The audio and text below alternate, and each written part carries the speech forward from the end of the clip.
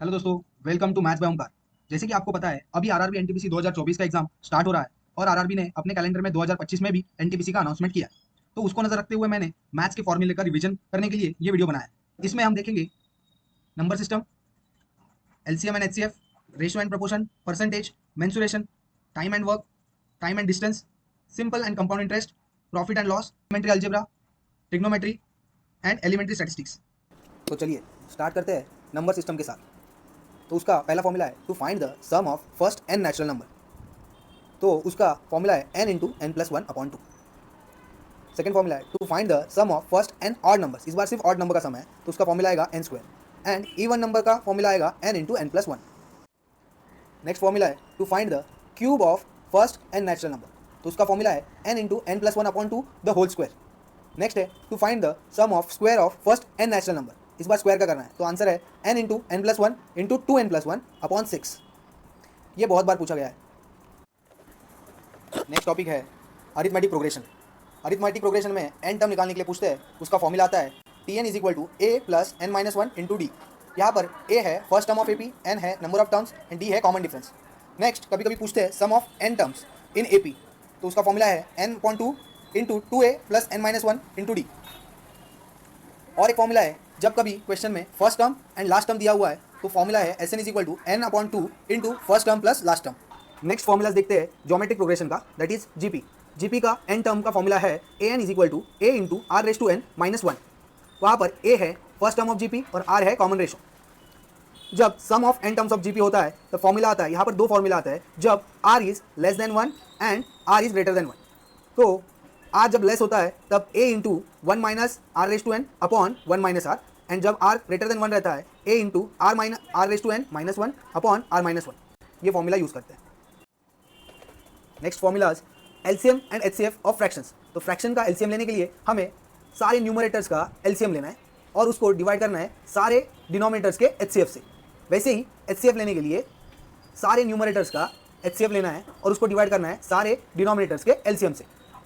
और एक formula important है जो है product of two numbers is equal to LCM of the number into HCF of the numbers. मतलब क्या, जब कोई दो नंबर दिए है एक्स एंड वाई, उनका multiplication will be equal to X and Y का एलसीएम और एक्स एंड वाई का एचसीएफ। अब सर्ट्स एंड इंडाइसेस के बेसिक फॉर्मूले देख लेते हैं।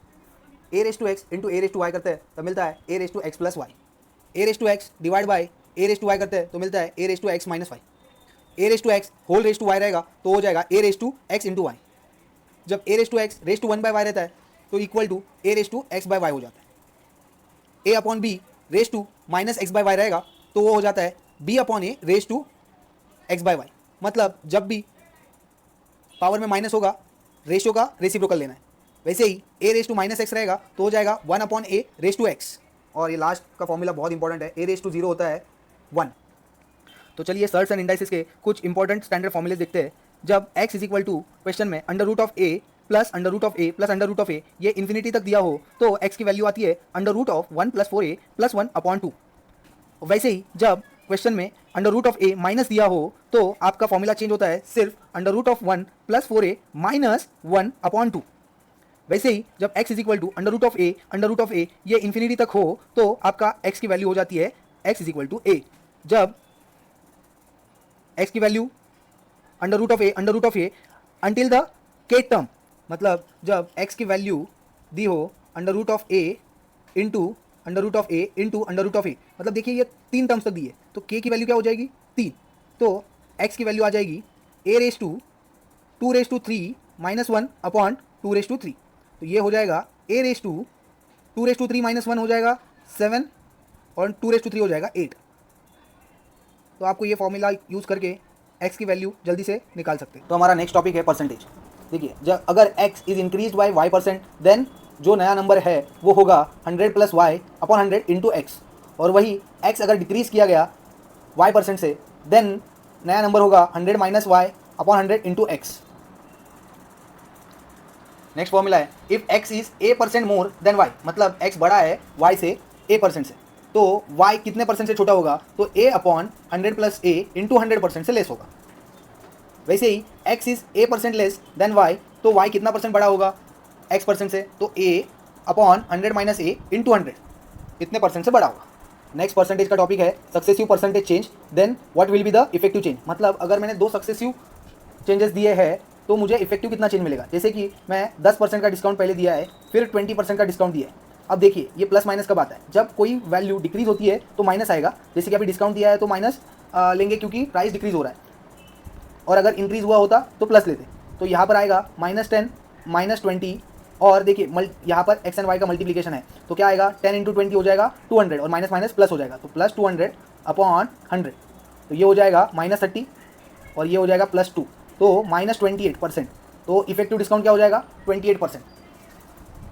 वैसे ही जब 3 सक्सेसिव परसेंटेज चेंज दिया होगा तो ये फॉर्मूला यूज़ करना है, x + y + z + xy + yz + xz upon 100 plus XYZ तीनों का मल्टीप्लिकेशन अपॉन 100, और जो भी आंसर आएगा वो परसेंटेज में आएगा। नेक्स्ट है, अगर एक कमोडिटी प्राइस X% से चेंज होता है तो कंजम्पशन कितना चेंज करे so that expenditure level same रहे। तो X% से चेंज हुआ है तो हमें क्या करना है, X upon 100 ± X%।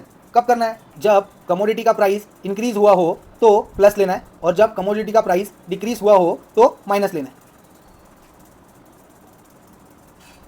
Next topic है एवरेजेस। देखिए सिंपल एवरेज का फॉर्मूला होता है sum of all observations upon total number of observations. Combined average of 2 groups, अगर 2 ग्रुप का एवरेज दिया हुआ है, जैसे कि पहले ग्रुप है N1 और उसका एवरेज दिया हुआ है A1, और दूसरा ग्रुप है N2 और उसका एवरेज दिया हुआ है A2, तो उनका कंबाइंड एवरेज का फॉर्मूला ये हो जाएगा N1 × A1 + N2 × A2 upon N1 + N2।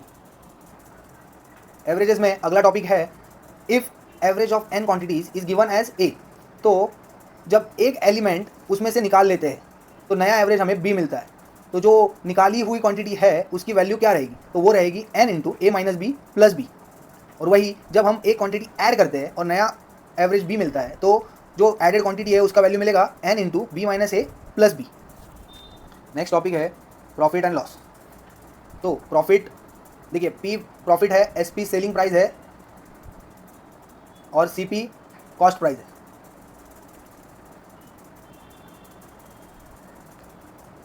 तो परसेंटेज प्रॉफिट मिलेगा P upon profit upon cost price × 100। वैसे ही ये लॉस है, loss is equal to CP - SP रहेगा, और परसेंटेज लॉस रहेगा loss upon CP × 100। SP and profit दिया है तो CP निकालने का फॉर्मूला है CP is equal to SP × 100 upon 100 + P। वैसे ही अगर लॉस हुआ हो तो CP आएगा SP × 100 अपॉन 100 - L। ये प्रॉफिट एंड लॉस के कुछ इंपॉर्टेंट फॉर्मूलेज है, जहाँ पर डिस्काउंट इज इक्वल टू होता है MP that is mark price minus selling price, तो परसेंटेज डिस्काउंट मिलता है डिस्काउंट अपॉन MP × 100। अब SP का फॉर्मूला होता है MP × 100 - D अपॉन 100, और सेलिंग प्राइस का और एक फॉर्मूला होता है CP × 100 + P अपॉन 100। जब ये दोनों फॉर्मूले हम कंबाइन करते हैं तो हमें मिलता है MP upon CP is equal to 100% + P% upon 100% - D%। आपको यही याद रखना है। Speed, time and distance. तो देखिए स्पीड इज इक्वल टू होता है डिस्टेंस अपॉन टाइम। तो फॉर्मूला से हमें मिलता है speed is directly proportional to distance and speed is inversely proportional to T by time. So S1 upon S2 is equal to T2 upon T1 आता है। अब रिलेटिव स्पीड के जब सम रहते हैं तो अपोजिट डायरेक्शन में x + y हो जाता है, और relative speed in same direction x - y होता है। एवरेज स्पीड का फॉर्मूला आता है total distance upon total time. Speed, time, distance के ये कुछ इंपॉर्टेंट फॉर्मूलेज है। जब कोई डिस्टेंस D जाने के लिए मुझे जाते समय मैं S1 स्पीड से जाता हूँ और आते समय मैं S2 स्पीड से आता हूँ, और आने के लिए और जाने के लिए टोटल टाइम मुझे लगता है T, तो ये डिस्टेंस निकालने के लिए ये फॉर्मूला यूज़ होता है S1 × S2 upon S1 + S2 into T। For example एक डिस्टेंस मैं जाते समय 10 की स्पीड से जाता हूँ और आते समय 20 की स्पीड से आता हूँ, और टोटल टाइम मुझे 3 आवर्स लगता है, तो distance is equal to 10 × 20 upon 30 into 3 हो जाएगा। तो 3 10 तो टोटल डिस्टेंस हो जाएगा 20 किलोमीटर। ये दूसरा फॉर्मूला भी पहले फॉर्मूला जैसे ही है कि जब किसी को क्वेश्चन में ऐसा पूछा जाए कि A को D distance with S1 speed जाने के लिए कुछ समय लगता है T1, और B को D डिस्टेंस जाने के लिए with S2 speed some distance लगता है T2। ये आपको S1 और S2 दिया रहेगा और ये दोनों के बीच का डिफरेंस दिया रहेगा जो रहेगा T, तो तब हमें ये फॉर्मूला यूज़ करना है। एवरेज स्पीड का फॉर्मूला होता है total distance upon total time, और जब कभी डिस्टेंस इक्वल हो और स्पीड x एंड y हो तो उसका एवरेज स्पीड हो जाता है 2xy अपॉन x + y। अब नेक्स्ट फॉर्मूला ये इंपॉर्टेंट है, बहुत बार पूछा गया है। अगर दो पर्सन ए एंड बी मतलब ए यहाँ से स्टार्ट करता है और बी यहाँ से स्टार्ट करता है, मान लीजिए ये पी है और ये क्यू पॉइंट है, तो ए पी पॉइंट से क्यू पॉइंट चल रहा है, तो बीच में कहाँ पे तो बी को मिलता है, समझ लीजिए डी पॉइंट पे मिलता है, उसके बाद उसको T1 टाइम लगता है और सेम बी को पी तक पहुँचने के लिए T2 टाइम लगता है। तो उनके स्पीड का जो रेशो रहेगा S A upon S B is equal to रहेगा √T2/T1। आगे स्टार्ट करते हैं सिंपल इंटरेस्ट का। सिंपल इंटरेस्ट का बेसिक फॉर्मूला तो आपको मालूम है, PRT/100। उसमें P है प्रिंसिपल, R है rate of interest and T है टाइम पीरियड इन ईयर्स। अब कभी कभी क्वेश्चन में पूछते हैं a certain sum in T years at R percentage per annum amounts to ₹A, then the some will be. तो sum का फॉर्मूला होता है P = 100 × A upon 100 + RT। Simple interest का आगे क्या आता है, कभी कभी a certain sum of money becomes n times of itself in T years at simple interest, then the rate of interest per annum is, वो ये फॉर्मूला से दिया जाता है 100 × n, मतलब जितने टाइम बना वो -1 upon T number of years. वैसे ही अगला फॉर्मूला है if a certain sum of money becomes n times, मतलब यहाँ पे भी n टाइम्स बन रहा है बट R% मतलब R दिया हुआ है, तो और पूछते हैं कि कितने ईयर्स में बनेगा, तो T का फॉर्मूला आ जाता है n-1 अपॉन R × 100। एक ही फॉर्मूला है, आप याद रख सकते हैं, सिर्फ आपको एज पर रिक्वायरमेंट उसको चेंज करना है। और लास्ट फॉर्मूला है सिंपल इंटरेस्ट का, जब कभी n certain sum money becomes n times of its in T time और T dash in which it will becomes m times, मतलब एक T समय में n टाइम बन रहा है, अब कौन से कितने समय में वो m टाइम्स बनेगा, ऐसा क्वेश्चन है। तो उसके लिए फॉर्मूला है T dash is equal to m-1 upon n-1 into T। Next है compound interest, the amount of A due after T years when a principal P is given on compound interest of R%। तो ये basic formula है A is equal to P × 1 + R upon 100 raise to T। वही compound interest क्या आएगा, हमें A minus P करेंगे तो हमें कंपाउंड इंटरेस्ट मिलेगा, तो P कॉमन ले लिया तो फिर 1 + R upon 100 whole raise to T -1, ये हमारा फॉर्मूला मिलेगा। कंपाउंड इंटरेस्ट का ये आगे का इंपॉर्टेंट फॉर्मूला है। यहाँ पर क्या होता है, the amount of A due after T years when principal P is given on compound interest at the rate of R% per annum but compounded for different terms, मतलब CI is compounded half yearly. तो जब half yearly दिया हो तो आपको n की value 2 लेना है। तो ये 2 कैसे आता है, तो इस 12 डिवाइड बाय हमें जितना भी उन्होंने दिया है, अभी यहाँ पे हाफ ईयरली दिया है तो 6 मंथ्स, तो 12/6 2 आ जाएगा। अगर क्वार्टरली दिया रहेगा तो n इज इक्वल टू 4 आ जाएगा, क्यों 12/3, एक क्वार्टर 3 महीने का होता है तो 4 आ जाएगा। तो वैसे ही हमारा n का वैल्यू चेंज होते रहेगा एज पर क्वेश्चन हमारे n का वैल्यू चेंज होते रहेगा, और यही फॉर्मूला हमें यूज़ करना है। आगे compound interest and simple interest का एक कंबाइन सम आता है, उसमें क्या पूछते हैं, difference between SI and CI, मतलब एक सम हम SI पे दिया एंड CI पे दिया तो दोनों में कितना फर्क आएगा। तो जब 2 ईयर्स के लिए देते हैं तो हमारा फॉर्मूला है difference is equal to R upon 100 the whole square into P, और जब 3 साल के लिए देते हैं तो उसका फॉर्मूला है R upon 100 the whole square, ये सेम रहेगा बट आगे का चेंज हो जाएगा into 300 + R upon 100 into P हो जाएगा।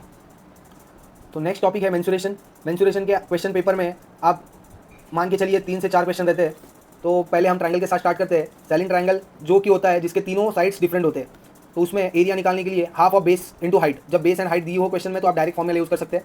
अगर सारी साइड्स दी हुई है तो हमें एरिया निकालने के लिए ये फॉर्मूला यूज़ करना है, जहाँ पर पहले S निकालना पड़ता है, उसमें सारी साइड्स का एडिशन डिवाइड बाय 2 होता है, और फिर √S into S - A into S - B into S - C होता है।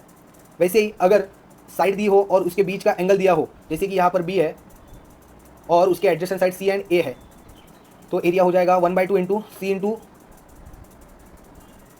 तो एरिया हो जाएगा 1/2 into A into C into sine B। वैसे ही साइन A तो उसके adjacent side B and C हो जाएगा, और लास्ट में area is equal to 1/2 into A into B into sine C हो जाएगा। नेक्स्ट है आइसोसेलेस ट्रायंगल, जिसमें 2 साइड सेम रहती है, तो उसका H का फॉर्मूला रहता है, H इज हाइट, हाइट का फॉर्मूला रहता है 1/2 √4A² - B²। A क्या है, तो ये जो सेम साइड है वो, और B रहेगी थर्ड वाली साइड। एरिया का सेम फॉर्मूला है half of base into height, but अगर सब मालूम है हमें तो एरिया का एक्चुअल फॉर्मूला आ जाता है 1/4, आपको यही याद रखना है, 1/4 into B into 4A² - B। यहाँ पे सिर्फ याद रखना है B बेस है और A जो इक्वल साइड से वो है। लास्ट है इक्विलैटरल ट्रायंगल, इसमें तीनों साइड इक्वल रहती है, इसमें आपको एरिया याद रखना है √3/4 इंटू A², और हाइट होता है √3/2 इंटू A। और 2 फॉर्मूले ये याद रखिए इक्विलैटरल ट्रायंगल का, बहुत बार पूछता है, area of circumcircle and area of incircle, इन दोनों का रेशो होता है 4/1 और उनके रेडियस का रेशो होता है 2/1। ये क्वेश्चन बहुत बार पूछा गया है। अगला फॉर्मूला है मेंसुरेशन का, क्यूबॉइड का। तो क्यूबॉइड का वॉल्यूम होता है L into B into H, diagonal होती है under root of H square plus B square plus H square, और सरफेस एरिया होता है 2 into L B plus B H plus H L. वैसे ही क्यूब है, क्यूब भी एक क्यूबर्ड है बट उसके सारी साइड्स इक्वल है, तो वॉल्यूम हो जाता है ए क्यूब, डायगनल हो जाती है अंडर रूट ऑफ 3a, और सरफेस एरिया हो जाता है 6a स्क्वायर। फिर राइट सर्कुलर कोन का देखते हैं, उसका वॉल्यूम हो जाता है 1/3 पाई आर स्क्वायर एच, और ये जो एच है ये वो हाइट है, यहाँ पर आप देख सकते हैं एच। स्लांट हाइट, जो ये स्लांट हाइट है वो होती है एल निकालने के लिए कभी कभी पूछते हैं, उसका फॉर्मूला होता है under root of R square plus H square. Curve surface area जो कि कर्व्ड है, उसका फॉर्मूला होता है पाई आर एल, वो होता है पाई आर और एल हमने यहाँ से देखा, तो उसका फॉर्मूला आ जाएगा R square plus H square. और टोटल सरफेस एरिया होता है कर्व सरफेस एरिया और बेस का एरिया, तो pi R square, pi R L plus pi R square, तो वो हो जाता है pi R into L plus R. वैसे ही कभी कभी रेगुलर पॉलीगॉन का पूछते हैं। रेगुलर पॉलीगॉन क्या होता है? एनी पॉलीगॉन जहाँ पर सारी साइड इक्वल है, जैसे कि मैंने यहाँ पे पेंटागन बनाया है जिसमें सारी साइड्स इक्वल है, तो उसका फॉर्मूला होता है 1/2 into N into A into R. अब यहाँ पर एन क्या है? नंबर ऑफ साइड्स, ए क्या है? लेंथ ऑफ अ साइड, और आर है इन रेडियस। तो इन रेडियस के लिए एक अलग फॉर्मूला होता है, वो होता है 1/2 ए इंटू कॉट 180/n। यहाँ पे भी एन मतलब क्या है? नंबर ऑफ साइड्स है, तो यहाँ से हमें आर मिलेगा और यही हमें पुट करना है यहाँ पे, तो हमें एरिया मिल जाएगा। कभी कभी सर्कम रेडियस पूछते हैं, मतलब जो भी शेप है उससे अगर हम लोग ने सर्कम सर्कल बनाया तो उसका रेडियस पूछते हैं, तो वो होता है ये 1/2 इंटू ए सेक 180/n। जो हमने पॉलीगॉन देखा, तो क्वेश्चन में हेक्सागन एंड पेंटागन का हमेशा पूछते हैं, तो उसका फॉर्मूला आप डायरेक्टली याद रखिए। एरिया होता है 3 into root 3/2 into A square, और आर हो जाता है 3 इंटू रूट 3/2 इंटू ए। और जो सर्कम सर्कल होता है, ये इन रेडियस है और ये सर्कम रेडियस है, तो सर्कम रेडियस तो डायरेक्ट ए जो साइड है उसी से इक्वल रहती है। और पेंटागन में एरिया आप याद रखिए 1/4 into A square, A side into under root of 25 plus 10 root 5। ये आपको स्टैंडर्ड फॉर्मूला ये याद रखना है। तो चलिए अलजेब्रा के फॉर्मूले स्टार्ट करते हैं। ये कुछ बेसिक फॉर्मूलेज है, ये आप याद रखिए। A plus B the whole square, A minus B the whole square, A square minus B square, A plus B the whole cube, A minus B the whole cube. अब देखिए ये A plus B plus C the whole square का formula यहाँ इसमें से बहुत बार पूछा गया है। ये सारे फॉर्मूलेज आप एक बार देख लीजिए। फिर ये कुछ बहुत इंपॉर्टेंट फॉर्मूला है, A cube plus B cube plus C cube minus 3abc का आंसर आता है A plus B plus C into A square B square C square minus A B minus B C minus C A. तो ये condition बहुत बार देते हैं कि A B C अगर जीरो हो तो A cube plus B cube plus C cube is equal to 3abc हो जाता है, और अगर इक्वल भी हो तो भी सेम कंडीशन हो जाता है। नेक्स्ट कुछ स्टैंडर्ड रिजल्ट है, ये आपको याद रखना है। 1+1/x इज इक्वल टू ए हो तो x minus 1/x is equal to आ जाता है under root of A square minus 4। अगर x square plus 1/x square पूछा तो आ जाता है ए स्क्वायर माइनस 2। अब इसी को b ले लीजिए, क्योंकि जब x⁴ प्लस 1/x⁴ रहेगा तो उसका आंसर आ जाएगा b स्क्वायर माइनस 2। मतलब आपको ये b के लिए ए स्क्वायर माइनस 2 पुट करना है।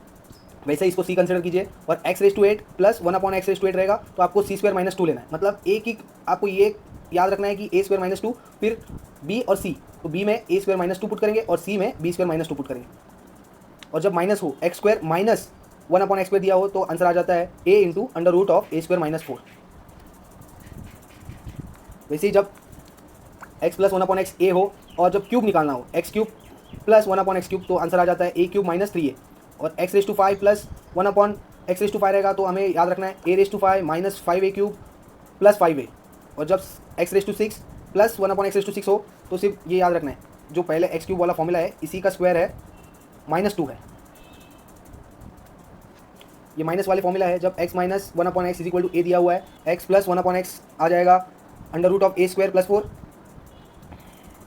एक्स स्क्वायर माइनस 1/x² आ जाएगा a into A square plus 4, और एक्स स्क्वायर प्लस 1/x² हो जाएगा ए square plus 2, x³ minus 1/x³ हो जाएगा a³ प्लस 3a, और x⁵ माइनस 1/x⁵ हो जाएगा a⁵ 5a³ प्लस 5a। ये कुछ स्टैंडर्ड रिजल्ट याद रखिए। जब 1x plus 1/x is equal to 1 है तो x³ की वैल्यू -1 हो जाती है, और x plus 1/x is equal to -1 है तो x³ की वैल्यू 1 हो जाती है। और जब ये भी स्टैंडर्ड रिजल्ट याद रखिए, x plus 1/x is equal to √3 है तो x�6 की वैल्यू -1 हो जाती है। अब हम एलिमेंट्री स्टैटिस्टिक्स पे आते हैं। ये एलिमेंट्री स्टैटिस्टिक्स मतलब मीन, मीडियन, मोड। ये टॉपिक पे कम से कम एक क्वेश्चन तो ज़रूर होता है। अब इस पे दो टाइप के क्वेश्चन आते हैं, एक अनग्रुप डेटा के और एक ग्रुप डेटा के। स्टार्ट में अनग्रुप डेटा का देखते हैं, तो उसका मीन होता है sum of all observation upon number of observation. मतलब समझ लीजिए 1, 2, 5 एंड 6 है, तो ये चारों का एडिशन जो कि होगा 3 and 5 8 and 14 डिवाइड बाय 4, ये हमारा मीन हो जाएगा।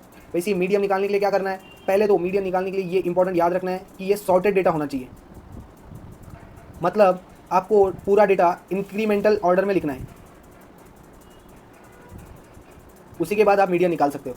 तो जब total number of observation n और वो अगर ऑड हो, मतलब जैसे कि ये है a 1 3 एंड 2 है, तो आपको पहले इंक्रीमेंटल ऑर्डर में लिखना है। और n+1/2 ऑब्जर्वेशन, मतलब यहाँ पे 3 है तो 4 डिवाइड बाई 2 तो 2 सेकेंड वाला ऑब्जर्वेशन हमारा मीडियन होगा। तो वैसे ही जब ये इवन नंबर हो तो हमें n/2 ऑब्जर्वेशन और n+1/2 ऑब्जर्वेशन का मीन लेना है, तो उनको एडिशन करके डिवाइड बाई 2 करना है। और मोड क्या होता है? मोड होता है कि जो मोस्ट फ्रीक्वेंसी आती है, तो मोड क्या होता है? जो मोस्ट फ्रीक्वेंसी आती है, मतलब अगर मैंने डेटा दिया 1 1 3 4 तो इसमें 1 मोस्ट टाइम्स आया है 2 टाइम्स, तो हमारा मोड 1 हो जाएगा। अब ये ग्रुप डेटा का फॉर्मूला है mean is equal to under summation of F X upon F, मतलब एफ इंटू एक्स लेना है और उसका समेशन करना है, और समेशन ऑफ एफ। मीडियन का फॉर्मूला है L plus n/2 minus C upon F into H. तो यहाँ पे एल क्या है? तो lower limit of median class. अगर आपको इसका डिटेल वीडियो चाहिए तो प्लीज़ कमेंट करके बताएं, तो मैं इसका डिटेल वीडियो बना दूंगा। L is equal to lower limit of median class होता है। सी होता है क्यूमुलेटिव फ्रीक्वेंसी, मतलब आपको फ्रीक्वेंसी एक में ऐड करना है, और जो प्रीसीडिंग क्लास है उसका है cumulative frequency of the class preceding the median class, मतलब आपको मीडियन क्लास निकालना है, उसके पहले वाले का क्यूमुलेटिव फ्रीक्वेंसी लेना है। एफ होता है frequency of median class, H होता है क्लास साइज, और एन होता है total number of observation, that is summation of F. वैसे ही मोड का ये फॉर्मूला होता है, मोड का फॉर्मूला होता है L plus F1 minus F0 upon 2F1 minus F0 minus F2 into H. अब यहाँ पर L क्या होता है? L सेम है lower limit of model class. Model class याद रखिए, the class with the highest frequency. और F1 होता है frequency of the model class, मतलब जो हाईएस्ट फ्रीक्वेंसी है उसका फ्रीक्वेंसी रहेगा F1, उसके पहले वाले क्लास का मतलब प्रीसीडिंग क्लास का फ्रीक्वेंसी होगा F0, और सक्सीडिंग आगे वाले क्लास का फ्रीक्वेंसी होगा F2, और H is the size of class interval. Time and work के कुछ फॉर्मूले देखते हैं। Work done is equal to होता है time into rate of work. Rate of work को ही एफिशिएंसी भी बोला जाता है। तो rate of work is inversely proportional to time taken, और time taken is inversely proportional to rate of work. ये आपको याद रखना है, इसी पे क्वेश्चन बनते हैं। और टोटल वर्क डन होता है number of days into efficiency. तो जब number of days into efficiency करते हैं तो हमें टोटल वर्क डन मिलता है। टाइम एंड वर्क के कुछ इंपॉर्टेंट फॉर्मूलेज देखते हैं। अगर ए को एक काम करने के लिए एक्स डेज लगते हैं और बी को वही काम करने के लिए वाई डेज लगते हैं, तो दोनों मिलकर वो काम कितने दिन में कंप्लीट करेंगे? तो X by Y plus divide by X plus Y days में। वैसे ही ए बी सी को अगर एक काम करने के लिए एक्स वाई जेड डेज लगते हैं, तो together they can complete the work in x y z upon x Y plus Y Z plus Z x days. दो person A and B working together can complete a piece of work in x days, मतलब दोनों मिल के x day में करते हैं, और ए अकेला वही काम वाई डे में करता है, तो बी वो काम अकेला कितने दिन में करेगा? तो X into Y upon X minus Y days में करेगा। सेम उसी तरह A and B working together can finish work in x days, मतलब ए एंड बी का दिया है एक्स डेज में, बी एंड सी का दिया है वाई डेज में, और सी एंड ए का दिया है जेड डेज में। तो तीनों मिलकर कितने टाइम में करेंगे? तो 2xyz upon x Y plus Y Z plus Z X time में करेंगे। If A can finish work in x days, मतलब ए एक्स डे में काम करता है, और B is K time efficient, मतलब अगर ए स्मॉल ए काम करता रहेगा तो बी के इंटू ए काम करेगा एक दिन में। रेट ऑफ वर्क उसका इतना है। और बोल रहे हैं कि ए एंड बी वर्किंग टुगेदर कितना टाइम लेंगे, तो उसका फॉर्मूला है x अपॉन 1 प्लस के। ये याद रखना है, इंपॉर्टेंट है, बहुत बार आ चुका है। लास्ट हम देखेंगे ट्रिग्नोमेट्री का फॉर्मूलाज। ये जो टेबल है वो आपको पूरी तरह से याद करना है, क्योंकि इस पर क्वेश्चन आते हैं। उसके बाद ये राइट एंगल ट्रायंगल का साइन थीटा कॉस थीटा, तो बेसिक फॉर्मूलाज है, ये आपको सबको मालूम भी है, सिर्फ रिवीजन कर लीजिए। tan थीटा का फॉर्मूला है sine theta upon cos theta, and cot theta उसका रेसिप्रोकल रहेगा cos theta upon sine theta. अब ये रेसिप्रोकल आइडेंटिटीज याद रखनी है। Sine theta is equal to 1 upon cosec theta आता है, और वही cosec theta is equal to 1 upon sine theta. सारे बेसिक फॉर्मूलाज है ट्रिग्नोमेट्री के, आपको याद होनी चाहिए। ये कुछ आइडेंटिटीज़ है जो याद रखनी चाहिए, जो बहुत इंपॉर्टेंट है। Sine square theta plus cos square theta is equal to 1, tan square theta plus 1 is equal to sec square theta, 1 plus cot square theta is equal to cosec square theta. Odd even formula पूछते हैं बहुत बार कि sine minus theta is equal to minus sine theta है, और cos minus theta is equal to cos theta. जब quadrant वाले question पूछे जाते हैं तो आपको ये सब याद रखना है। ये भी याद रखना है ASTC, पहले क्वाड्रेंट में सारे पॉजिटिव होते हैं, दूसरे क्वाड्रेंट में सिर्फ साइन पॉजिटिव होता है, तीसरे क्वाड्रेंट में tan पॉजिटिव होता है, और चौथे क्वाड्रेंट में सिर्फ कोसाइन पॉजिटिव होता है।